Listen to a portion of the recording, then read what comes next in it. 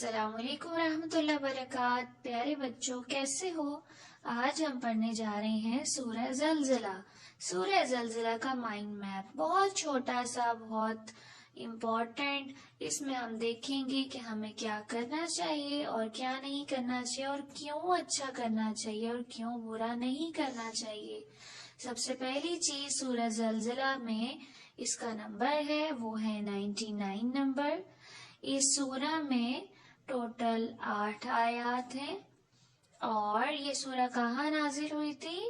مکہ میں۔ Very good. اور اس سورہ میں ہمیں پتہ چلے گا ایک بہت اہم دن آنے والا ہے، اور وہ ہے فیصلے کا دن۔ آئے اب ہم دیکھتے ہیں کہ اس میں کیا بات ہو رہی ہے۔ سب سے پہلی چیز جو اس میں بتائی گئی ہے وہ یہ ہے کہ ایک دن ایک ایسا زلزلہ آنے والا ہے جو اس سے پہلے کبھی بھی نہیں آیا، مطلب سب سے زیادہ طاقتور زلزلہ۔ یہ وہ زلزلہ ہوگا جو سارے راز اگل دے گا۔ زمین میں چاہے سونا ہے یا کوئلہ ہے، سب کچھ باہر آ جائے گا۔ یعنی ہم نے جو بھی اچھا کیا یا برا کیا، سب کچھ واضح ہو جائے گا۔ ہماری چھوٹی چھوٹی نیکیاں اور برائیاں، وہ بھی سب واضح ہو جائیں گی۔ حتیٰ کہ وہ چھوٹے چھوٹے کام جو ہمیں بہت چھوٹے لگتے تھے، وہ بھی بہت بڑے اور اہم لگنے لگیں گے۔ اللہ تعالیٰ ہمیں دیکھ رہا ہے، ہمارے ہر کام پر اس کی نظر ہے، اس سے کچھ بھی چھپا ہوا نہیں ہے۔ اس لیے پیارے بچوں، ہمیں ہر وہ کام کرنا چاہیے جس سے اللہ کیا ہو؟ خوش۔